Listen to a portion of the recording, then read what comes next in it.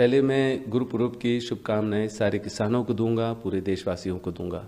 मैं देखता हूँ ये कहते हैं कि प्रधानमंत्री जी कहते हैं कि अन्नदाता की जीत है। मेरे ख्याल से जीत तभी होगी जब ये जो लॉज रीअपील जो वापस लिए गए हैं, पहले तो ये होने ही नहीं चाहिए थे बगैर किसानों के टेबल पर बैठे हुए और इकट्ठे एक सोच बनानी चाहिए कि उनकी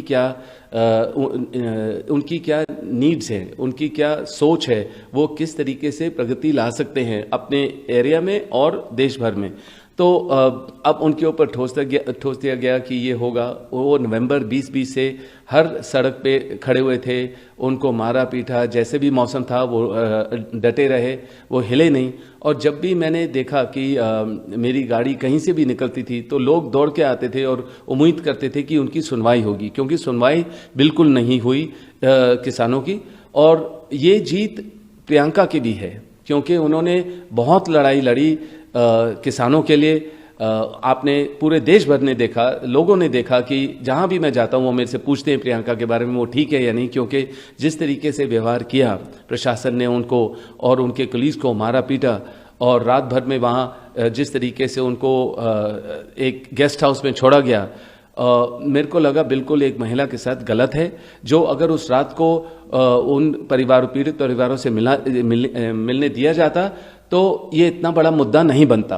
अब जब उन्होंने देखा, कांग्रेस के लोगों ने देखा कि यहाँ उनके लीडर के साथ इस तरीके से व्यवहार हो रहा है, तो वो सब पहुंचे हैं, उनको रोका गया। और दूसरे लीडर जो थे, दूसरी पार्टियों के लीडर हैं, उनको छोड़ा गया, पर प्रियंका को मतलब उनको रिहा नहीं किया। और क्या किस लिए उनको रोका गया वो भी उनको साफ स्पष्ट तरीके से बताया भी नहीं गया। और उसके बाद अगर वो अपने जगह को साफ रखते हैं, वो कहते हैं कि वो इसी लायक हैं, तो जब प्रधानमंत्री अपना झाड़ू लगा के स्वच्छ भारत की बात करते हैं कि उनका सोच क्या वो बदलता है उसके बारे में? मैं कहता हूं कि प्रियंका ने बहुत किसानों के लिए किया है और वो संघर्ष कर रहे हैं और लोग उनके साथ हैं और उनके लिए जीत है ये फार्म लॉज वापस लिए जा रहे हैं। और मैं कोशिश करूंगा कि ये जो सरकार है, जो खाली जब असेंबली इलेक्शन होती हैं, यूपी में है, पंजाब में है, तो उसके सही समय पर ये दिया जाता है, ये वापस लिया जाता है, या अपने आप सॉप्स देते हैं, आप कहते हैं कि हाईवे बनेंगे, ये बनेंगे, वो बनेंगे।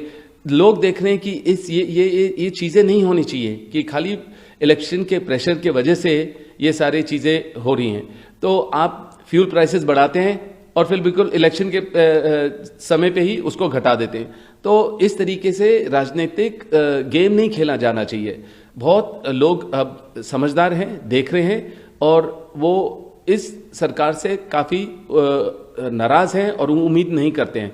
वो जो भी आप देखेंगे हमारे घर के बाहर और दफ्तर के बाहर सब जगह प्रियंका से बहुत उम्मीद है, और प्रियंका बिल्कुल संघर्ष कर रहे हैं सारे लोगों के लिए, किसानों के लिए। और हमारे चैनल से जुड़े रहने के लिए सब्सक्राइब करें, लाइक करें, शेयर करें और बेल आइकन को प्रेस करना ना भूलें।